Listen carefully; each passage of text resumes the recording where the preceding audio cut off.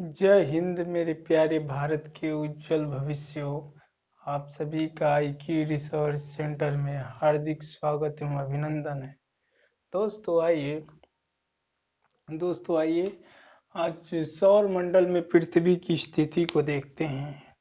सौर मंडल में क्या करते हैं? सौर मंडल में पृथ्वी की स्थिति को क्लियर करते हैं। सौर मंडल को जानने से पहले यानी सौर मंडल में पृथ्वी कहाँ है ये तो देखेंगे। सबसे पहले देखेंगे कि यार ये सौर मंडल की लोकेशन कहाँ है। पूरे यूनिवर्स में, पूरे ब्रह्मांड में, सौर मंडल में, यानी पूरे ब्रह्मांड में सौर मंडल की लोकेशन कहाँ पर है। मतलब कितने सौर मंडल है, क्या एक ही सौर मंडल है? इन सब चीजों को देखेंगे। सौर मंडल यानी ब्रह्मांड क्या होता है, आकाश गंगाएं क्या होती है, उसके बाद सौर मंडल की स्थिति क्या है, क्या एक ही सौर मंडल है, इससे अधिक है, हमारी पृथ्वी सौर मंडल में कहाँ है, 8 ग्रहों की स्थिति क्या है, ये सारी चीजें देखेंगे और बहुत बढ़िया से इसे क्लियर करेंगे। जो भी दिल्ली पुलिस, ग्रुप डी और एनटीपीसी के लिए तैयारी कर रहे हैं और जो यूपीएससी के यूपीएससी की दृष्टि से तैयारी कर रहे हैं, उन सभी के लिए बहुत इंपॉर्टेंट क्लास होने वाला है। तो पूरी वीडियो को अवश्य देखें। देखिए आइए चालू करते हैं। सौर मंडल। सौर मंडल जानने से पहले हम क्या जानेंगे? सौर मंडल जानने से पहले हम ये देखेंगे, सौर मंडल जानने से पहले ये देखेंगे। देखिए ये क्या है, ये हमारा सौर मंडल मान लीजिए, ये हमारा क्या है, ये हमारी पृथ्वी मान लो, हमारी क्या पृथ्वी हो गई, और ये क्या मान लो, ये पूरा सौर मंडल हो गया, और ये पूरा क्या है, ये एक आकाश गंगा हो गया, और ये पूरा क्या ब्रह्मांड, ब्रह्मांड के अंदर पूरा हो जाएगा। ब्रह्मांड के अंदर जो भी पिंड है, यानी जो भी खगोलीय पिंड है, जो भी खगोलीय पिंड है, वो सारी चीजें क्या होंगी, सौर हमारे ब्रह्मांड का पार्ट होंगी। ब्रह्मांड, ब्रह्मांड कितना बड़ा है इसका आज तक वैज्ञानिक पता नहीं लगा पाए कि मतलब इस ब्रह्मांड का आकार क्या है।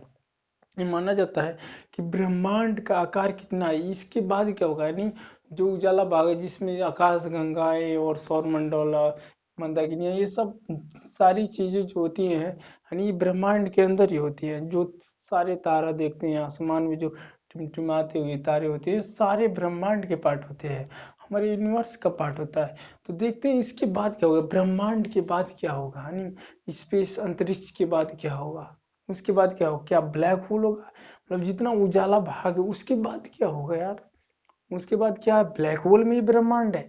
मतलब उसके आगे क्या होगा कोई नहीं कर सकता, कोई पता भी नहीं कर पाया। और आप पता कर सकते हैं तो साइंटिस्ट बनिए, इस चीज के लिए आप सामने आइए, आने वाली पीढ़ियां हो सकती है इसका पता लगाए, तो आप उसमें भी आप शामिल हो सकते हैं। तो देखिए क्या है, ये क्या, मान लीजिए पृथ्वी है, हमारी पृथ्वी हो गई, ये क्या, मान लो ये पृथ्वी हो गई, हमारा सौर मंडल हो गया, सौर मंडल हो गया, ये क्या हो गया हमारा आकाश गंगा, आकाश गंगा हो जाएगा, और ये क्या हो गया, ब्रह्मांड हो गया, पूरा ब्रह्मांड हो जाएगा। तो पूरे ब्रह्मांड में हमारा आकाश में देखिए, सबसे हमारी स्थिति क्या, सौर मंडल के बाद ये क्या है, पृथ्वी है। तो यानी ये पूरा ब्रह्मांड होता है, उसके बाद आकाश गंगा होता है, उसके बाद सौर मंडल होता है, उसके बाद पृथ्वी होती है। अब देखिए ब्रह्मांड में कई अरबों क्या है, कई अरबों करोड़, कई अरबों क्या है, आकाश गंगा है, यानी हमारे ब्रह्मांड में कई अरबों खरबों मतलब आकाश गंगा की स्थिति है। इसके अनुमान कोई लगा ही नहीं पाएगा कि पूरे ब्रह्मांड में आकाश गंगाओं की संख्या कितनी है। आकाश गंगा प्राचीन काल में इसे आकाश की गंगा, तारों का एक समूह है, मतलब तारों, कई लाखों करोड़ों तारों का क्या होता है, एक समूह होता है, और उन समूह में कई लाखों करोड़ों तारों का समूह क्या कहलाता है, आकाश गंगा कहलाता है। और ये मतलब इतना विकराल होता है, ये लंबी आकार होती है, इसको सर्पिला आकार में होता है, और इसको इसलिए मतलब आकाश की गंगा कह दिया गया, क्योंकि ऐसे देखोगे, ऐसे ऐसे मतलब देखेंगे, मतलब बहुत ही अजीब नजारा होता है, जैसे गंगा मतलब जैसे नदी बहती है उसी तरह ही कराल रूप लेता है। मतलब तारों की गंगा यानी आकाश गंगा, आकाश में तारों की गंगा बहती है, प्राचीन काल से नाम आता है, आता रहा, इंग्लिश में से गैलेक्सी कहते हैं। तो आकाश गंगा जान गए। अब देखिए यार, एक आकाश गंगा में, ये आकाश गंगा की लोकेशन है, अब ये तो ब्रह्मांड में और पता नहीं क्या क्या चीजें हैं, कितना आकाश गंगा है, इस चीज का भी अनुमान नहीं लगाया जा सका। ब्रह्मांड कितना, देखो ये ब्रह्मांड है ना, ये ब्रह्मांड है। इस ब्रह्मांड के बाद क्या होगा? ये ब्रह्मांड के बाद क्या, यूनिवर्स के बाद क्या हुआ? यानी इसमें तो मान लो आ गया, ब्रह्मांड के अंदर आ गया हमारा क्या, आकाश गंगा है, आकाश गंगा है, सौर मंडल है और पृथ्वी है। तो यार ये आकाश गंगा, मान लो ये क्या है, आकाश गंगा। अभी इसके ब्रह्मांड है, तो ब्रह्मांड के बाद क्या चीजें होगी? क्वेश्चन मार्क, ये आप पता करो, साइंटिस्ट बनो, इसे ढूंढो। यानी ये ब्रह्मांड के बाद क्या होगा? क्या सब ब्लैक ब्लैक होगा, या ब्रह्मांड अनलिमिटेड है, कितना बड़ा होगा? यानी ब्रह्मांड का अंत तो कहीं ना कहीं जाकर होगा। यानी पूरा ब्रह्मांड पृथ्वी के जैसे अंत होता है, सौर मंडल का हमारा अंत होता है, उसी तरह ब्रह्मांड का अंत कहाँ होगा? जैसे ये ब्रह्मांड, इसके अंत इधर क्या होगा, स्पेस में। जैसे मान लो पृथ्वी की स्पेस जाते हैं, चांद पे चले जाते हैं, इस तरह जब ब्रह्मांड के आगे जाएंगे तो क्या मिलेगा? क्या कोई और ब्रह्मांड मिलेगा? मतलब ब्रह्मांड में तो सारी चीजें आ जाएंगी, तो इसके बाद होगा क्या, ये चीजें जानेंगे। तो देखिए आकाशगंगा, आकाशगंगा लाखों करोड़ों ताराओं का, तारा का क्या, तारों का एक समूह है। और ये इससे क्या बनता है, सभी मतलब लाखों करोड़ों ताराओं के समूह से मिलकर आकाशगंगा बनती है। और एक आकाशगंगा में लाखों करोड़ क्या होते हैं, तारा होते हैं। और इन तारा समूहों में क्या होता है, इन तारा समूह में क्या होता है, मंडल भी होता है, नक्षत्र मंडल होते हैं, नक्षत्र मंडल होते हैं। नक्षत्र मंडल क्या होते हैं, देखिए नक्षत्र मंडल, नक्षत्र मंडल क्या होता है, नक्षत्र मंडल तारों का भी समूह होता है। जैसे आकाशगंगा में तारों का समूह होता है, उसी नक्षत्र मंडल में भी तारों का समूह होता है, लेकिन आकाशगंगा से कम होता है इसमें तारों का समूह। तो इन नक्षत्र मंडल के समूह को क्या कहते हैं, मतलब अर्सा मेजर्स, हमारे सबसे पृथ्वी के सबसे नजदीक जो आकाश मतलब जो नक्षत्र मंडल है, उसका नाम क्या, अर्सा मेजर नक्षत्र मंडल। क्या है? अर्सा मेजर नक्षत्र मंडल है। देखते होंगे, ये तो जाने गए पूरा ब्रह्मांड। उसके बाद आकाश गंगा है, आकाश गंगा में क्या है, कई अरबों खरबों सौर मंडल है। हमारा जैसे एक, हमारा एक सौर मंडल है, जैसे हम एक सौर मंडल जिसका सूर्य है और 8 ग्रह परिक्रमा करते हैं, तो अब देखेंगे इसमें अरबों खरबों सौर मंडल, मतलब बहुत सारे, इसमें करोड़ों सौर मंडल हो सकते हैं एक आकाश, मतलब एक आकाश गंगा में लाखों करोड़ों आकाश क्या हो सकते हैं, सौर मंडल हो सकते हैं। और सोचो अंतरिक्ष में तो लाखों करोड़ों आकाश गंगाएं हैं, तो सौर मंडल कितना होगा? यानी ऐसे सौर मंडल होगा, कोई ऐसा सौर मंडल होगा ब्रह्मांड में जहाँ पर जीव रहते हो, जीव रहते हो, लेकिन हो सकता है उनका आकार वेशभूषा अलग अलग हो, उनका वेशभूषा आकार क्या हो, अलग अलग हो। तो इस चीज को अब देखिएगा। अब देखिए आकाशगंगा हो गया, अब सौर मंडल मतलब नक्षत्र मंडल। नक्षत्र मंडल क्या है, नक्षत्र मंडल मतलब अर्सा में हमारे सबसे सौर मंडल के करीब कौन सा है, मतलब अर्सा मेजर नक्षत्र मंडल है। और अर्सा मेजर नक्षत्र मंडल, नक्षत्र मंडल क्या होता है, ये भी एक तारों का समूह होता है, लेकिन तारों का समूह आकाशगंगा से कम होता है इसमें। इसमें तारों का समूह, ये भी एक तारों का समूह है, नक्षत्र मंडल होता है। इसी जो पृथ्वी के करीब है, जो हमारे करीब है, सौर मंडल के करीब है, उसे किस नाम से जानते हैं, अर्सा मेजर, अर्सा मेजर नक्षत्र मंडल के नाम से जानते हैं। अब देखेंगे अर्सा मेजर को हम देख सकते हैं कैसे, देखते होंगे रात के समय, देखते सप्तऋषि तारा का नाम सुनेंगे, सप्तऋषि तारा यानी 7 तारा, यानी सप्त का मतलब 7 ऋषि, मतलब संत, यानी 7 संत, यानी सप्तऋषि तारा देखते होंगे। उत्तर दिशा में जब देखते होंगे ना, आसमान स्वच्छ हो, जब देखो अमावस्या वाली रात हो और आसमान एकदम स्वच्छ हो, तो उस समय आसमान का अवलोकन बहुत अच्छी तरह से किया जा सकता है। और जब उस रात में देखेंगे ना, तो वहां पर देखेंगे ये क्या है, सप्तऋषि तारा नजर आएंगे। ऐसी इसकी आकृति होती है, ये देखो ये ऐसे ऐसे होती है, ऐसे आकर ऐसे हो जाती है कुछ, तो यही स्टार बना होता है क्या, ऐसे एक स्टार, 2 स्टार ऐसे बने होते हैं, ऐसे देखो 7 स्टार बने होते हैं ऐसे, 1 2 3 4 5 6, ऐसे एक और यहाँ बना लो, ऐसे एक ऐसे। तो इन दोनों को मिलाने पर ऐसे तो ये तो सप्तऋषि तारा हो जाएंगे। इन दोनों को जब मिलाओगे ना, तो ये जो 30 के सीधे में जो इधर तारा आएगा, वही क्या होता है, ध्रुव तारा होता है, जो इसकी लोकेशन का ध्रुव तारा होता है। प्राचीन काल में जब क्या था, समय नहीं था, प्राचीन काल में दिशा मापी यंत्र नहीं था, तो रात को लोग कैसे दिशा का पता लगाते थे, इसी ध्रुव तारे से लगाते थे। क्या, इसी ध्रुव तारे से लगा लेते, क्योंकि हमेशा ये क्या होता, उत्तरी तारा, इसको उत्तरी ध्रुव तारा को उत्तरी तारा भी बोलते हैं। इसे लोग अनुमान लगा लेते थे कि मतलब किस दिशा में जा रहे हैं, क्योंकि ये हमेशा उत्तर में ही दिखाई देता, उत्तर में रहता ही है। ध्रुव तारा हमेशा उत्तर में ही रहता है, उत्तर में ही दिखाई देता है, क्योंकि तराई लाखों लाखों सालों बाद अपनी स्थिति बदलते हैं। हमेशा जब से पृथ्वी है तब से अभी तक उत्तर में दिख, क्योंकि ये भी मूव होता होगा लेकिन बहुत स्लोली मूव होता होगा, इसीलिए हमेशा पृथ्वी देखो तब से क्या तभी से क्या होता है उत्तर दिशा में दिखाई देता है। ध्रुव तारा किधर दिखाई देता है? उत्तर दिशा में दिखाई देता है हमेशा, इसीलिए इसे उत्तरी तारा भी कहते हैं। और प्राचीन काल में लोग दिशा की पहचान इसी से लगाया करते थे, जब हमारा दिशा मापी यंत्र नहीं था। तो सप्तऋषि तारा जान के आकाश में जब सुनिएगा तो आप उसे अपने बुजुर्ग अपने घर के बुजुर्गों से भी पूछ सकते हैं कि सप्तऋषि तारा कहाँ है, उसे लाइएगा। और फिर दो ताराओं को जो सबसे एंड में होगा, सबसे जो पूरब साइड उत्तर पूर्व की दिशा में देखिएगा, जो सप्तऋषि तारा का ये दो लाइन ऐसे मिलाइएगा, मतलब एकदम सीधी लाइन में जो जाके सीधे सबसे चटक सबसे चमकीला तारा आगे वाला होगा वही ध्रुव तारा होगा।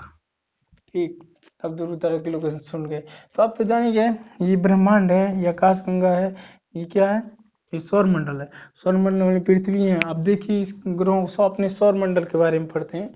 कहाँ आते हैं? सौर मंडल के बारे में आते हैं। सौर मंडल जाते हैं। सूर्य क्या करता है? सूर्य के चारों ओर हमारे 8 ग्रह चक्कर लगाते हैं। एक ग्रह प्लूटो था, उसे ग्रह की श्रेणी से बाहर निकाल दिया गया।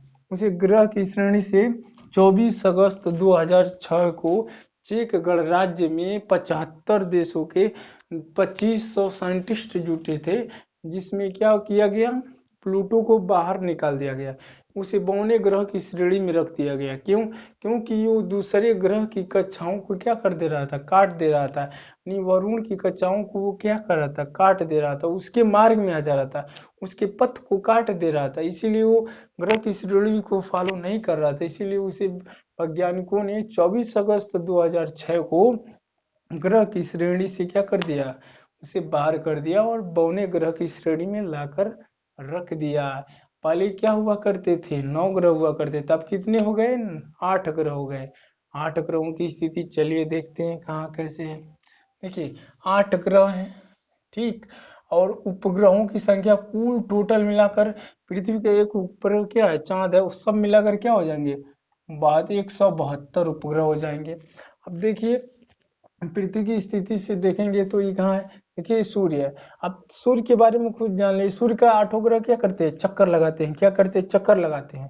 जैसे पृथ्वी है तो पृथ्वी सूर्य का चक्कर लगाती है, लेकिन इसका उपग्रह जो होता है अपने ग्रह का क्या करता है, वो भी चक्कर लगाता है, वो भी क्या करता है, चक्कर लगाता है। तो देखिए सूर्य के सतह का तापमान 6000 डिग्री सेंटीग्रेड है।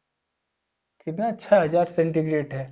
इसके सतह का तापमान तो 6000 सेंटीग्रेड है, लेकिन इसके जो सबसे सूर्य पर जो सबसे कम तापमान वाली जगह है उसका क्या है, उसका तापमान 1500 डिग्री सेंटीग्रेड है। जो सूर्य में जो काले काले धब्बे हो जाते हैं ना, उनका तापमान क्या है, 1500 डिग्री सेंटीग्रेड है। अब ये काले धब्बे कैसे आते हैं, देखिए यहाँ हाइड्रोजन और हीलियम, मतलब हाइड्रोजन की मात्रा 71% होती है। हाइड्रोजन की मात्रा कितना होती है, 71% होती है, ठीक, और हीलियम की मात्रा हो जाती है 26.5%, और अन्य गैसें होती हैं। तो जब ये दोनों आपस में रिएक्शन करते हैं, मतलब क्रियाएं होती हैं, नाभिकीय संलयन की क्रिया होती है। तो नाभिकीय संलयन की जब सूर्य पर क्रिया होती है, नाभिकीय संलयन की क्रिया, जब सूर्य पर नाभिकीय संलयन की क्रिया होती है ना दोस्तों, जब दो नाभिक आपस में मिलते हैं तो अपार ऊर्जा रिलीज होती है। वो अपार ऊर्जा रिलीज होती है तो देखेंगे, यानी 1 सेकेंड में 10 पर 26 जूल प्रति सेकेंड, यानी 10 पर पावर 26 जूल प्रति सेकेंड, इतना क्या करती है प्रति सेकेंड, यानी 10 पर पावर कितना, 26 जूल प्रति सेकेंड ऊर्जा रिलीज करता है। बताइए, ऊर्जा इतना रिलीज करता है, अभी भी उसका स्रोत क्या है, अभी भी बना हुआ है। 4 मिलियन वर्ष भी अभी इसका सूर्य का मतलब जीवन काल बाकी है। वैज्ञानिकों ने ये पता लगाया। अब देखेंगे इसका गुरुत्वाकर्षण शक्ति इतना विकराल है ना, किसी चीज को अपनी तरफ खींच लेता है। यानी पृथ्वी के गुरुत्वाकर्षण का 28 गुना है। यानी अब यहाँ से यहाँ कोई जाने के लिए तो चला जाएगा, लेकिन यहाँ से आना बहुत मुश्किल हो जाता है। यहाँ पर जो छोटे कण होते हैं उनके भी प्रकाश को खींच लेता है अपनी तरफ। नहीं, छोटे से छोटा कण भी इससे बाहर नहीं जा पाता। सोचिए, प्रकाश तो यहाँ तक चला आता है, लेकिन देखिए कितनी छोटी से छोटी चीज को अपनी ओर आकर्षित कर लेता है। कोई यान तो यहाँ तक जाने के लिए चला जाएगा, इतना मान लीजिए, इतना तो ताप पहले सहन ही नहीं कर पाएगा। मान लीजिए किसी कारण वो चला भी गया तो इसके गुरुत्वाकर्षण क्षेत्र को पार करके आना बहुत मुश्किल हो जाएगा। देखिए पृथ्वी के गुरुत्वाकर्षण का इसका क्या 28 गुना है। यानी कोई रॉकेट कोई यान भेजेगा तो उसको वो 28 गुना पृथ्वी में जितना, उससे 28 गुना ज्यादा ताकतवर उसमें क्या ईंधन भरना होगा ताकि रिटर्न ना आ सके। तो ऐसा संभव अभी नहीं है, हो सकता है हो जाए आने वाले टाइम में, आने वाली पीढ़ियां कर सकती हैं। बिल्कुल कोई असंभव को संभव बनाने वाला आ सकता है। अब देखिए, ये क्या, ये तो हो गया। अब देखेंगे ये क्या, अब देखिए आगे बढ़ते हैं। आगे बुध, बुध ग्रह। बुध ग्रह क्या करता है, सूर्य के चारों ओर सबसे समीप ग्रह है। सूर्य के सबसे समीप ग्रह कौन सा है, बुध है। अब बुध एक मतलब बुध सूर्य की परिक्रमा, मतलब सूर्य की परिक्रमा कितने दिन में करता है, 88 दिन में कर लेता है। यानी बुध क्या करता है, अपनी धुरी पर भी घूमता रहता है और सूर्य के चक्कर 88 दिन में लगाता है, इस चक्कर लगा लेता है। और ये सूर्य के करीब है तो यहाँ पर तापमान भी बहुत, सब ग्रहों की तुलना में यहाँ सबसे ज्यादा तापमान होता है। लेकिन इतना तापमान होता है, दिन में उतना ही क्या होता है, ठंडा हो जाता है। तो यहाँ पर रातें बर्फ वाली रातें होती है, मतलब बर्फ, रातों में बर्फबारी होती है। रात सबसे मतलब सबसे ज्यादा मतलब यहाँ पर क्या टेम्परेचर लो हो जाता है और दिन में सबसे हाई हो जाता है। तो तापांतर देखें तो सबसे ज्यादा तापांतर का रेशियो अंतर ही बुध पर आता है। सब ग्रहों की तुलना पर तापांतर सबसे ज्यादा अंतर कहाँ आता है, बुध पर आता है। ठीक। और यहाँ देखिए, यहाँ क्या होता है, ये शुक्र ग्रह है। शुक्र ग्रह सबसे चमकीला ग्रह, 8 ग्रहों में सबसे चमकीला ग्रह सूर्य है। और मतलब देखिए, शुक्र, शुक्र को आप एग्जाम में आपको नंबर जरूर दिलाएगा। ये शुक्र को सबसे चमकीला ग्रह है। इसे भोर का तारा या शाम का तारा कहा जाता है। इसे पृथ्वी का जुड़वा ग्रह कहा जाता है। इसे पृथ्वी की बहन भी कहा जाता है। और ये क्या होता है, सबसे चमकीला ग्रह होता है। शुक्र देखेंगे, इस पर 90 से लेकर 95 तक, यानी 90 से 95% तक यहाँ क्या पाई जाती है, कार्बन डाइऑक्साइड पाई जाती है। और इतना ज्यादा गैस पाई जाती है, इसके कारण यहाँ पर कौन सी स्थिति पैदा हो जाती है, शुक्र ग्रह पर प्रेशर कुकर की स्थिति, प्रेशर कुकर की दशा बन जाती है। क्योंकि कार्बन डाइऑक्साइड इतना परसेंट पाई जाती है तो यहाँ पर क्या प्रेशर कुकर की दशा बन जाती है। एग्जाम में डायरेक्ट पूछ लेता है कि प्रेशर कुकर की दशा किस ग्रह पर बनती है, तो किस ग्रह पर बनती है, आप लगाना शुक्र ग्रह पर बनती है। ठीक।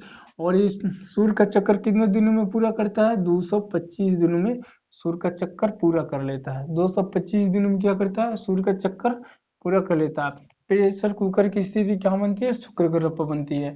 और ये इसमें कार्बन डाइऑक्साइड की मात्रा 90 से 95% पाई जाती है।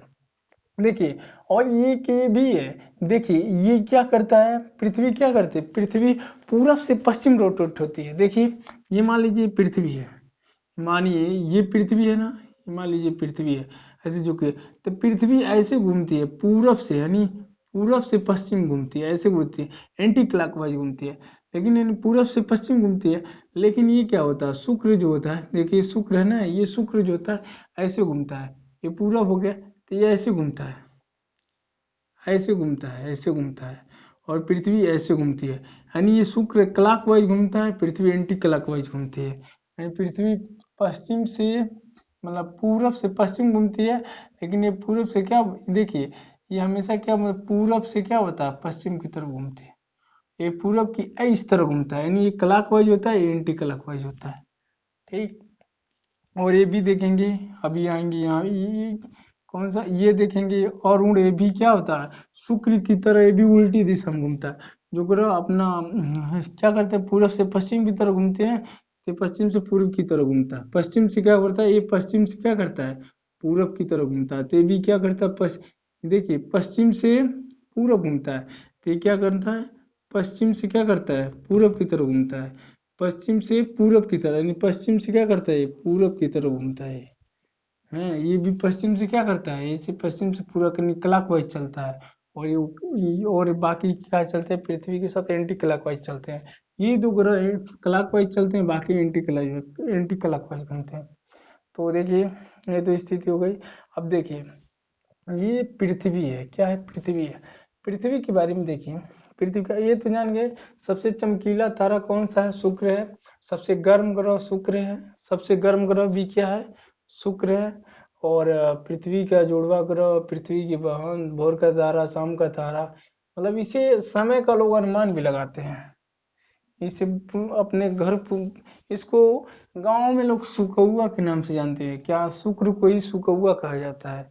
इससे लोग टाइम का पता लगाते हैं कि सुबह होने वाली है। क्या? सुबह होने वाली है। लोग गांव में जाते हैं, खेत में रहते हैं, जिनके पास घड़ी नहीं होती है। आज भी हमारे गांव में देखा गया कि लोग इसी से अनुमान लगाते हैं। जो वृद्ध वगैरह लोग हैं, पुरानिया लोग हैं, वो लोग क्या करते हैं, इसी से पता लगा लेते हैं जी सुबह होने वाली है, भैंस को खिलाना है, गाय को खिलाना है। ऐसे लोग पता लगा लेते हैं कि मतलब ये शुक्र ग्रह शुक्र हुआ कहाँ गया, यहाँ पर आ गया, तो इस क्या हो गया, भोर होने वाला है। तो इससे लोग पता करते हैं। बहुत मतलब बहुत अच्छी विधि है यार। बिना मतलब किसी इन्वेस्ट के लोग पता कर लेते हैं आसमान को देख करके। ठीक। तो आप चाली जाने के आप आते हैं पृथ्वी पर। पृथ्वी को तो देखेंगे तो पृथ्वी का 365 सही 4/1/4 दिन में सूर्य का एक चक्कर लगाती है, यानी परिक्रमण करती है। कितने दिन में सूर्य की परिक्रमा लगाती है? 365 से 1/4 दिन में सूर्य का एक चक्कर लगाती है। ये एंटी क्लॉकवाइज घूमती है, यानी क्या करती है, पूरब से पश्चिम की तरफ घूमती है। और शुक्र और अरुण क्या करते हैं, पश्चिम से पूरब की तरफ घूमते हैं। यानी जिसके ये दोनों ग्रह उल्टे घूमते हैं, बाकी सब क्या करते हैं, एंटी क्लॉकवाइज घूमते हैं, यानी पश्चिम पूरब से पश्चिम घूमते हैं। अब देखिए, अभी आते हैं यहाँ पृथ्वी। पृथ्वी पर देखेंगे, पृथ्वी को पूरी डिटेल से चर्चा करें। पृथ्वी क्या है? ये पृथ्वी है। पृथ्वी का ध्रुवीय व्यास देखेंगे, क्या है पृथ्वी का ध्रुवीय व्यास? 12,714 किलोमीटर है। ध्रुवीय व्यास क्या? 12,714 किलोमीटर है। और ये क्या है? ये भूमध्य, अब देख भूमध्य रेखी व्यास क्या है? 12,756 किलोमीटर है। 12,000 क्या है? 756 किलोमीटर है। इसका परिभ्रमण समय देखेंगे तो 23 घंटा 56 मिनट 4 सेकेंड है। इसका क्या है? परिभ्रमण काल 23 घंटा 56 मिनट और 4 सेकेंड है। अब देखेंगे इसका परिभ्रमण समय 365 दिन 5 घंटे 48 मिनट और 46 सेकेंड है। यानी यही मिलकर क्या बन जाता है, एक दिन बन जाता है। लीप वर्ष आ जाता है उस दिन, 366 हो जाता है। अब देखिए सूर्य से दूरी, सूर्य से पृथ्वी की दूरी 14.7 करोड़ किलोमीटर, यानी 14.70 करोड़ किलोमीटर है। चांद से, चांद से इसकी दूरी क्या है?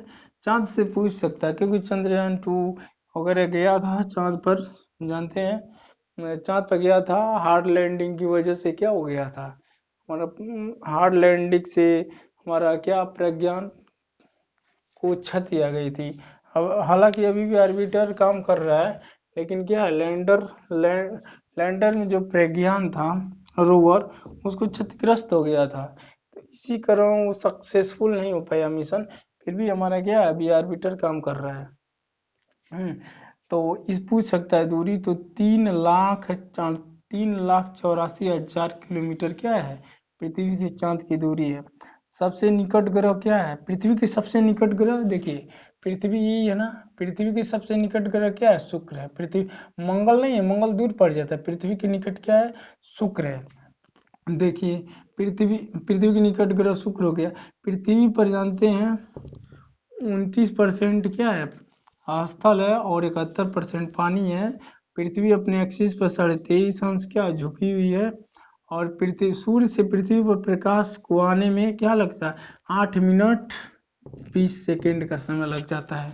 ठीक, इतना चीजें आप इसको याद करिए और आगे बढ़ते हैं। देखिए, इसका एक उपग्रह क्या है? चंद्रमा है। तो चंद्रमा के बारे में कुछ देखना इंटरेस्टिंग हो जाता है। क्या है? चंद्रमा है। तो चंद्रमा के बारे में देखिए। चांद, चांद पे देखिए, चांद पर पहला मानव कदम रखा था कि 21 जून 1969 को नील आर्मस्ट्रांग ने चांद पर पहला कदम रखा था। कोई इंसान पहला कदम रखा था चांद पर 21 जुलाई 1969 69 को चांद पर नील आर्मस्ट्रांग ने पहला कदम रखा था। कदम रखने वाले पहले इंसान बने। अच्छा देखिए, यहाँ पर वायुमंडल नहीं होता है, वो चांद पर वायुमंडल नहीं है, और पृथ्वी के गुरुत्वाकर्षण का 1/6 होता है। यानी यहाँ आपका भार 24 kg है, तो वहाँ पर आपका भार कितना हो जाएगा, 6 से उसमें भाग दो, 6×3 = 18, 3 kg हो जाएगा। द्रव्यमान पर अंतर कोई नहीं पड़ेगा, भार पर अंतर पड़ेगा, क्योंकि जी का मान यहाँ लगता है। देखिए इसका 41% भाग, चांद का 41% भाग अदृश्य होता है, दिखाई नहीं देता कभी भी। क्या होता है, दिखाई नहीं देता। क्यों? क्योंकि चांद क्या होता है, चांद का परिक्रमण काल कितना होता है, 27 दिन 7 घंटा, 27 दिन 7 घंटा 43 मिनट 11.47 सेकेंड होता है। ये सारा मिलकर क्या होता है, जितना इसका परिक्रमण काल है, सूर्य के मतलब पृथ्वी के चारों ओर जितने टाइम में घूमता उतना ही टाइम अपने एक्सिस पे भी घूमता है, अपने मतलब इसका परिभ्रमण और परिक्रमण दोनों अवधि क्या है, एकदम सेम है। यानी इसका परिक्रमण काल भी इतना है, परिभ्रमण काल भी इतना है, 27 दिन 7 घंटा 43 मिनट 11.47 सेकेंड में ये क्या है, परिभ्रमण यानी अपनी धुरी पे भी इतना ही टाइम में एक चक्कर घूमता है, और पृथ्वी के चारों ओर भी एक टाइम घूमता है। इसी कारण चंद्रमा का हमें हमेशा एक ही भाग दिखाई देता है। क्या? चंद्रमा का हमें हमेशा एक ही भाग दिखाई देता है। और देखते हैं पूर्णिमा के दिन, चांद पूर्णिमा के दिन उसका क्या दिखाई देता है, हम पृथ्वी से कितना भाग देख सकते हैं, 59%, यानी 59% भाग क्या कर सकते हैं, हम देख पाते हैं, और 41% हम क्या करते हैं, देख नहीं पाते, हमेशा पृथ्वी से देख नहीं पाते। क्योंकि जब इसका टाइम आता है देखने का, तो क्या होता है, इसका टाइम आता है तब तक चांद अपने स्पिन पर घूम जाता है, पृथ्वी घूमती है, तो जितना चक्कर है पृथ्वी का एक चक्कर ही लगाता है, उतना ही टाइम अपने धुरी पे भी घूम जाता है। इसी कारण ये 41% भाग हमें दिखाई नहीं देता है। हम देखिए ये क्या है, ये देखिए इसका क्या है, इसका व्यास, चंद्रमा का व्यास 3,476 किलोमीटर है। चंद्रमा कितना व्यास है, यानी आप वेस्ट से ईस्ट की तरफ जाएंगे, यानी वेस्ट से ईस्ट की तरफ जाएंगे तो आपको क्या होगा, वेस्ट से ईस्ट की तरफ, नॉर्थ से ईस्ट जाएंगे तो क्या हो जाएगा, 3,214 किलोमीटर हो जाएगा, 3,214 किलोमीटर हो जाएगा। नॉर्थ से ईस्ट की तरफ जाएंगे तो नॉर्थ और देखो, नॉर्थ और साउथ का कितना हो जाएगा, 3,400, यानी पृथ्वी यानी इंडिया में ही जाएंगे एक तरफ से दूसरी तरफ तो चंद्रमा के व्यास के लगभग बराबर हो जाएगा। ठीक, और देखेंगे ये तो चांद, ये चांद के बारे में आपने देखा। अब देखिए क्या होता है, पृथ्वी का एक ही उपग्रह होता है, ठीक, और नहीं शुक्र, देखो ये क्या, बुध और शुक्र का कोई उपग्रह नहीं होता, पृथ्वी का एक होता है। मंगल का 2 उपग्रह होता है, मंगल को लाल ग्रह के नाम से जाना जाता है, मंगल ग्रह को क्या जानते हैं, लाल ग्रह के नाम से जानते हैं। मंगल पे क्या होता है, कार्बन डाइऑक्साइड और नाइट्रोजन गैस होती है, ठीक, और ये अपना 687 दिन में मतलब सूर्य का एक चक्कर लगा लेता है, सूर्य का क्या करता है, एक चक्कर लगा लेता है, इसे लाल ग्रह भी कहा जाता है। अब देखिए मंगल और बृहस्पति के बीच में क्या मिलते हैं, क्षुद्र ग्रह मिलते हैं। क्षुद्र ग्रह कहाँ मिलते हैं, देखिए ये मंगल है और ये क्या है, बृहस्पति है, इन दोनों के बीच में क्या मिलते हैं, क्षुद्र ग्रह मिलते हैं। इनका आकार क्या होता है, इनका आकार 100 किलोमीटर तक होता है, 100 किलोमीटर, एक एक का आकार क्षुद्र ग्रह का, इन छोटे से लेकर बड़े तक है, 100 किलोमीटर 200 किलोमीटर के क्या है यहाँ पर, ये इसे हल्का हल्का पिंड है। अब देखेंगे जापान वाले ने बहुत कमाल का काम किया था, इन्होंने इस पर अंतरिक्षयान भेज दिया था, यहाँ भी अंतरिक्षयान भेज दिया, और वो अंतरिक्षयान यहाँ से क्या, यहाँ की मिट्टी का नमूना लेने में सफल रहा, और उसको मतलब पृथ्वी पर भेज भी दिया उसके नमूनों को। तो उन्होंने यहाँ पर जाकर जैसे जैसे उड़ रहे हैं, जैसे ऐसे सब आकाश में गोला गोला ये क्या कर रहे हैं, भ्रमण कर रहे हैं, उस पर छोटे छोटे ऐसे हैं जिसको बताया जाता है हीरा मोती से, कोई बहुत ज्यादा सोना है, कोई एकदम हीरा का ही है, 100 किलोमीटर लंबा है और हीरा का ही जा जा रहा है। तो उसको ये आइडिया लगा रहे हैं सब, देख कैसे इसको ला करके, देखिए मंगल ग्रह है ना, यहाँ से ला करके किससे इसी पृथ्वी पे लैंड करा दे, पृथ्वी पे क्या करे, इसको लैंड करा दे, ताकि मतलब बहुत सारी कंपनियां भी इसमें लगी हुई हैं। और जापान ये काम कर चुका है कि यहाँ पर लैंड करा के उसका मतलब मिट्टी का नमूना भी ले लिया है। तो यहाँ पर बहुत सारे हैं, कई मतलब यहाँ पर बहुत सारे करोड़ों हैं, मतलब इसमें मान नहीं करोड़ों नहीं, अब तक लगभग में 40,000, शुक्ला हजार, तो 40,000 क्षुद्र ग्रह हैं, मतलब जो 100-100 किलोमीटर, 200-200 किलोमीटर लंबे हैं। और इसमें तो कोई बता हीरा मोतियों से जड़ा हुआ है। तो जापान वालों ने यहाँ पर अंतरिक्ष यान भेज करके उसका नमूना ले भी लिया, कामयाबी हासिल कर लिया। तो आपसे पूछ देगा एग्जाम में कि क्षुद्र ग्रह किसके किसके, क्षुद्र ग्रह किसके किसके बीच में होते हैं, तो क्षुद्र ग्रह क्या होते हैं, मंगल के और बृहस्पति के बीच में क्या होते हैं, क्षुद्र ग्रह होते हैं। ठीक, अब आइए, अब आते हैं इनकी संख्या क्या है, 40,000 के लगभग में है, कोई एग्जैक्ट नहीं है, एक अनुमान है। हाँ, अब देखिए वैज्ञानिक को नहीं लगाया एक अनुमान। अब क्या है, अब आपका बृहस्पति है, बृहस्पति देखेंगे क्या है, सबसे बड़ा, मतलब सभी ग्रहों में सबसे बड़ा है, आकार में सबसे बड़ा है। ठीक, और ये ग्रह और तारे दोनों का गुण, दोनों के गुणों से क्या है, सुसज्जित है। क्यों, क्योंकि ग्रह खुद का प्रकाश कैसे आता है, इसमें हाइड्रोजन, हीलियम और मीथेन और अमोनिया है, इसमें क्या मीथेन और अमोनिया है। अब देखेंगे इसके क्या है, इस कारण इसमें क्या होता रहता है, इसमें रेडियो तरंगे निकलती रहती है, इसमें क्या निकलती रहती है, रेडियो तरंगे निकलती रहती है, इसमें से रेडियो तरंगे के रूप में ऊर्जा निकलती है, जिसके कारण रात में क्या होता है, चमकता हुआ, मतलब रात में चमकता है, ये क्या होता है, रात में चमकता है, इसलिए इसको ग्रह तथा तारे दोनों के गुणों को प्रवाह, मतलब दोनों के गुण इसमें पाए जाते हैं, दोनों के गुण, मतलब इसमें क्या है, ग्रह और तारे दोनों के गुण को ये बिखेरता है, क्या ये बिखेरता है, क्योंकि इसमें हीलियम और हाइड्रोजन, हीलियम और मीथेन और अमोनिया है, और इसमें क्या होता है, रेडियो ऊर्जा निकलती रहती है।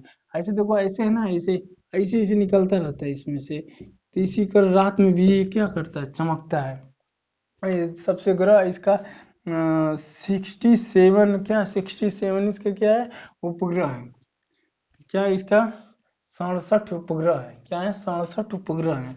पृथ्वी सबसे ज्यादा उपग्रह इसी के हैं, बृहस्पति ग्रह की सबसे ज्यादा उपग्रह है। ठीक, और ये अपनी मतलब सूर्य का चक्कर 11.9 वर्ष में क्या करता है, एक चक्कर घूमता है। और ये खास बात है, अपनी धुरी पर, यानी अपनी धुरी पर इसका क्या है, परिभ्रमण अवधि बहुत ही स्पीड, यानी अपनी धुरी पर सबसे तेज घूमता है, यानी सभी ग्रहों में ये सबसे तेज घूमता है, यानी इसका वेग सबसे होता है, अपनी धुरी पर एक्सिस करता है। ये तो सूर्य के चक्कर ऐसे लगाता है, परिक्रमण करता है, लेकिन परिभ्रमण गति यानी अपनी एक्सिस पर, अपनी धुरी पर सभी ग्रहों में सबसे तेज घूमता है, लट्टू की तरह सबसे तेज नाचता है, अपनी धुरी पर सबसे तेज नाचता है। और ये क्या है, ये शनि, क्या है, ये शनि ग्रह है। शनि देखिए, शनि क्या है, शनि के देखिए एक छल्ला है, ये क्या है, 7 छल्लों का, मतलब 7 छल्ले पाए जाते हैं। और इसमें बहुत छोटे छोटे, इसमें क्या है, छोटे छोटे गैसीय आकार के गोले हैं, इसमें क्या कहते हैं, भ्रमण करते हैं असंख्यों, इसमें बहुत सारे असंख्यों छोटे छोटे पिंड हैं, गैस है, कोई धूल कण का है, इसमें घूमते रहते हैं। और इसके उपग्रहों की संख्या कितनी है, शनि के उपग्रहों की संख्या 62 है, यानी क्या 62 है। और देखेंगे सूर्य का एक चक्कर 29.5 वर्ष में लगाता है, इसमें भी हाइड्रोजन, इसमें भी हाइड्रोजन, हीलियम और मीथेन और अमोनिया है। ठीक, क्या है, अमोनिया है। अब देखेंगे कि जैसे देखो ये मंगल, देखो बुध, शुक्र, पृथ्वी और मंगल, ये सब आंतरिक ग्रह कहे जाते हैं, और बृहस्पति, शनि, अरुण, वरुण ये बाह्य ग्रह कहे जाएंगे, क्योंकि ये पट्टी होती है, संकरी पट्टी है शुभ ग्रहों की, तो इसके इधर वाला बाह्य ग्रह और इसके अंदर वाला आंतरिक ग्रह कहे जाते हैं। ठीक, अब देखेंगे ये छल्ले यहाँ पाए जा रहे हैं, इसमें 7 छल्ले पाए जाते हैं। और देखेंगे इसमें शनि, देखो शनि और क्या, अरुण के, मतलब शनि और अरुण ग्रह के छल्ले पाए जाते हैं, इनके क्या वलय पाया जाता है, इन दोनों ग्रहों में क्या पाया जाता है, वलय पाया जाता है। इसमें देखेंगे वह अरुण में 5 छल्ले पाए जाते हैं, इसके बार बार में 5 छल्ले पाए जाते हैं, ये भी क्या शुक्र की तरह भी उल्टा घूमता है। और इसमें ये हरा रंग का दिखाई देता है, क्या दिखाई देता है, हरे रंग का दिखाई देता है। यानी अरूण हरे रंग का दिखाई देता है। 84 वर्ष में पृथ्वी सूर्य का एक चक्कर लगाता है। क्या सूर्य का एक चक्कर लगाता है। अब आते हैं किस पे, इसमें भी देखिए असंख्यों है, इसमें छोटे छोटे गैसीय गोला पिंड आकार का इसमें घूमते रहते हैं। ये माना जाता है अभी भी इसमें मतलब जो ये सारे ग्रह क्या है, सारे ग्रह सूर्य के ही पार्ट हैं। सारे ग्रह क्या है, सूर्य के ही पार्ट है, मगर क्या है ये आपस में भी जुड़ नहीं पाए हैं। जैसे बृहस्पति और देखिए शनि और राहु के जो इसके गोले के पास पास जो चक्कर लगाते हैं, ये छल्ला बना हुआ है, ये अभी भी इसमें अब पूर्ण रूप से ज्वाइंट नहीं हुआ है, माना जाए तो ज्वाइंट नहीं हुए। ये सब सूर्य के ही भाग है, महा विस्फोट से सब अलग हो गए, घूमते कई लाखों अरबों साल घूमते घूमते गोलाकार ले लिए, और आखिर इसमें क्या हो गए, सब जमा होते गए। तो अभी भी इसमें जमा होना बाकी है, इसीलिए है। अब अरुण वरुण अरुण की इसके 27 ग्रह, ये 27 उपग्रह, कितने 27 उपग्रह हैं, और ये हरा रंग का दिखाई देता है। और ये देखिए वरुण जो सबसे सूर्य से सबसे दूर कौन सा ग्रह है, और वरुण है। वरुण ये 165 वर्ष में एक चक्कर लगाता है सूर्य का। इसे पीला ग्रह भी कहा जाता है, इसे पीला ग्रह भी कहा जाता है। देखिए यहाँ आते हैं आकार के अनुसार, मतलब सबसे बड़ा ग्रह कौन है, बृहस्पति है, सबसे बड़ा बृहस्पति है, उसके बाद शनि, उसके बाद अरुण, उसके बाद वरुण, पृथ्वी, शुक्र, मंगल और बुध है। अच्छा द्रव्यमान सबसे ज्यादा किसका है, तो वही क्रम है, द्रव्यमान का क्रम भी यही है। बृहस्पति केवल क्या करना है, द्रव्यमान के ये बस इसको क्या कर देना है, यहाँ बैठा देना है, और इसको यहाँ बैठा देना है, बस हो गया, द्रव्यमान का क्रम भी हो गया। बृहस्पति, शनि, वरुण, वरुण, अरुण, पृथ्वी, शुक्र, मंगल, बुध, यानी आकाश क्रम बृहस्पति, शनि, अरुण, वरुण, पृथ्वी, शुक्र, मंगल और बुध है। लेकिन जब द्रव्यमान के कहेगा द्रव्यमान का आरोही क्रम में करते जाइए, तो बृहस्पति शनि तो होगा, अब जहाँ अरुण है वहाँ अरुण को ला देना, यानी अवरुण को ला देना, जहाँ अरुण है वहाँ वरुण को कर देना, बाकी पृथ्वी, शुक्र, मंगल, बुध कर देना। अच्छा घनत्व के क्रम में अगर सबसे ज्यादा घनत्व तो पृथ्वी की है, उसके बाद बुध का है, उसके बाद शुक्र है, उसके बाद मंगल, उसके बाद वरुण, उसके बाद बृहस्पति, उसके बाद क्या है अरुण, उसके बाद शनि है। इसका घनत्व के क्रम में देख ले, पृथ्वी का घनत्व सभी ग्रहों में सबसे ज्यादा है। दूरी के रिस्पेक्ट में देखें, सूर्य से दूरी के क्रम में तो देखेंगे बुध, शुक्र, पृथ्वी, मंगल, बृहस्पति, शनि, अरुण, वरुण हो जाएगा। अच्छा परिक्रमण काल, मतलब परिक्रमण अवधि सबसे ज्यादा किसका है, तो जो सबसे दूर होता जाएगा वो दूरी क्या होती है ज्यादा, सूर्य ही है, चक्कर लगाना है, तो सबसे दूर जो बढ़ता जाएगा दूरी की अवधि बढ़ती जाएगी। तो ऐसे सबसे मतलब सबसे कम में बुध, उसके बाद शुक्र, पृथ्वी, मंगल, बृहस्पति, शनि, अरुण, वरुण। दूरी के क्रम में देख लिए, परिभ्रमण के क्रम भी वही होगा, क्योंकि परिक्रमण परिक्रमण यानी सूर्य का परिक्रमा करने में जो जितना करीब रहेगा उतना ही कम क्या होगा, दूरी तय करना पड़े, इसीलिए तेज तेज होगा। जैसे दूरी बढ़ता जाएगा टाइम बढ़ता जाएगा। परिभ्रमण काल यानी परिभ्रमण वेग भी वही होता है। परिक्रमण वेग यानी परिक्रमण वेग यानी ये परिक्रमण कौन सबसे तेज जाता है, मतलब स्पीड के मामले में, तो वेग भी जो नजदीक हुआ इसके उसका दो पिंडों के बीच में क्या लगता है, आकर्षण बल लगता है। तो आकर्षण बल जो करीब होगा सूर्य के ज्यादा होगा, इसलिए तेज तेज घूमता जाएगा, जो दूर होगा वो क्या हो जाएगा, कम होता जाएगा। तो वेग का क्रम भी क्या है, यही है। बुध शुक्र बुध शुक्र पृथ्वी मंगल बृहस्पति शनि और अरुण वरुण, परिक्रमण का भी हो गया। तो आप इसे देखिए और जानते हैं।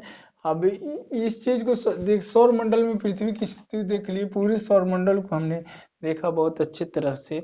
और ये सौर मंडल की वीडियो है। एनसीईआरटी 6 की एनसीईआरटी का पहला लेसन क्या है, इसी से संबंधित है, और उसको मैंने बहुत अच्छे से कंप्लीट करा है। इसमें जो एडवांस लेवल की चीजें उसको भी मैंने इसमें क्या किया, प्लस कर दिया, इंक्लूड कर दिया, उसमें भी इसको क्या किया मैंने जोड़ दिया है। ये चीजें जो है ये जितना हाई लेवल की पढ़ेंगे, मतलब ये कोई भी कंपटीशन एग्जाम की तैयारी करते हैं और हाई लेवल की यूपीएससी तक जाते हैं, तो ये सब चीजें इसमें इंक्लूड है। आप कोई ही बुक उठा के देखिए तो बहुत सारा डाटा यहीं से मिल जाएगा आपको। तो ठीक है, मिलते हैं आपके वीडियो में, तब तक के लिए जय हिंद।